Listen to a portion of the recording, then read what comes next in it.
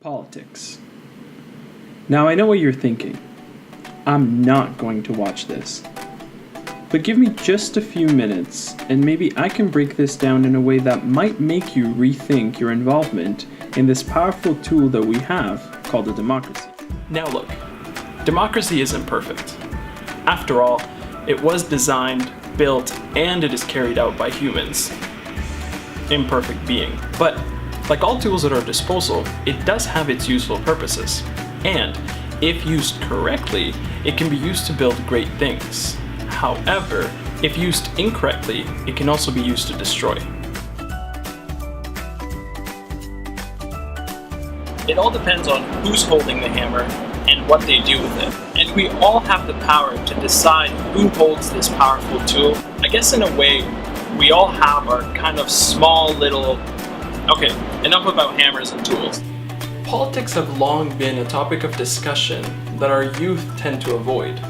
I believe there are many reasons for this. My name's Erica and I'm a student at Brock University. I think it's just because it's very disinteresting.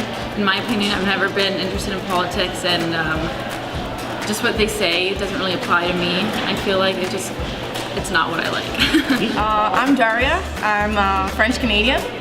I'm in the second year of Brock, Business and Communication. I think it comes from the doubt. There's always been this doubt from adults and politicians, especially towards young people and making important decisions. I'm Bryn. I go to Brock University. I'm first year in kinesiology because, like, in my opinion, they just don't really talk about anything I'm really interested in, and I just don't really feel the need to go out and look at what they're doing. My name's Allie Fraser and I'm here for kinesiology. Honestly, it's confusing. I've never had someone to just stop and actually explain what it's all about, honestly. My name's Frank Campion and I'm running for mayor of the city of Welland. Yeah, well, I think that, again, the first part of getting that engagement is getting the kids interested in politics. When you take something that's of interest to them, it's fun, and then they start to get interested. Okay, so I can actually make a difference. I'm actually involved in this. I'm making decisions as an adult. Barbara Martinez, and I'm a psych major. I feel like people are disconnected and disengaged with politics because nowadays people tend to focus on themselves only and on achieving their goals, and they don't take their time to look at what's happening around them. It really starts there, and then we have to use all of the tools available, social media, all of those things that are important. And so what my view is, we need to do things that are important to the youth and then engage them and say, what do you want? What do you expect to see in a playground? What do you expect to see in pools, recreational activity? Do you talk about politics with your friends? I think when I talk politics with my friends, it's mostly about Trump and what is going on in the States, not about actual policies or laws. It's just about memes of Trump, basically. I do a lot, actually. Yeah. Well, we want to know what our rights are. We want to make sure that the rights that we already have are kept, and we want to make sure that the rights that we're working on right now are achieved. They're not really interested either, and so it's never really a topic of conversation we have. I do have a couple friends who follow it, and me kind of not really knowing what's happening, I'm kind of just whatever. But it does seem to be a bit of a controversial issue when you talk about it with people, so not exactly. Personally, I don't talk about politics with my friends because, as I mentioned, I talk about my goals and what I need to accomplish those goals, and yeah. There's a clear disconnect between the needs of our youth population and what politicians are concerned with addressing. A lot of our politicians lack the awareness to address the needs of our youth, and hence this creates a disconnect or a disengagement from the youth population. So my name's Lucas Spinoza. I'm the owner of the Black Sheep Lounge in Welland, and I'm also a candidate running for Welland City Council Ward 3. Youth is definitely not engaged enough in politics. I find that word alone kind of deters a lot of people because they think corruption, they think lies, and it's useless. If we vote, nothing's going to change. My name is John Kilkeel. I'm running for Ward 3, re-election in Ward 3. So my name is Holly Sire. I'm running for Ward 1 Councillor, Municipal Councillor for Welland. I think in Welland we do a pretty good job with the youth too. We have a Mayor's Youth Council. A lot of that is high school students who are or even the university students are engaged in political, some of them go on to school for political science and political issues. We've seen that just recently with the Welland Skate Park. That was kind of youth driven. Essentially, youth engagement is pretty critical to our future. We need to get the young people to come out and vote. I've got a daughter, and you know, my kids have worked on elections all their lives. My daughter's putting up signs for me, and they're fully engaged. And I think it's really important that you get into the classroom and start at a very early age. Did you vote this past municipal election? No, I didn't vote this past municipal election. Yes. I think that part of being a good citizen is going to vote and having a say into like big decisions like this. No.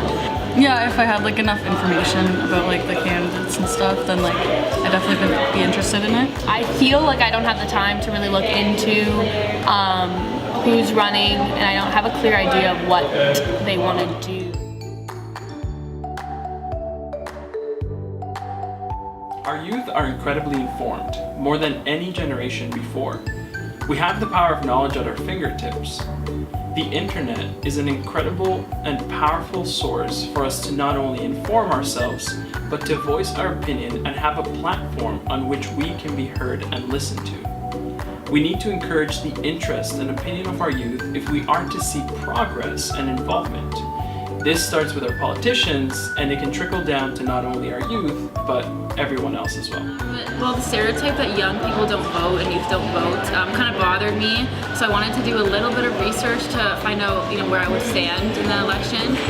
Probably online, because I feel like that's just the easiest, most like accessible way to do so. So I kind of wanted to show like the older generation that young people do vote, and since it's our future that we're voting for, I feel like I should be a part of that. Well, I personally wouldn't know, and I think I probably wouldn't be taken seriously like I was saying earlier. Making youth feel like they have a voice and that their voice is wanted to be represented at something like this, that people want to hear them. I didn't follow them personally, but I was always very on touch with the news and what was happening, especially on YouTube. There's a lot of YouTube channels, like CNN News. I personally don't like CNN, like I said earlier, but there's a lot of news channels on there. There's a lot of politicians too, and it's a very nice platform to follow them. Through social media, you also see the engagement of youth.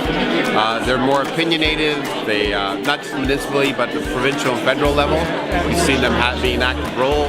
You see a 19-year-old who's now a member of parliament, who's roasting up. So I think they're getting better.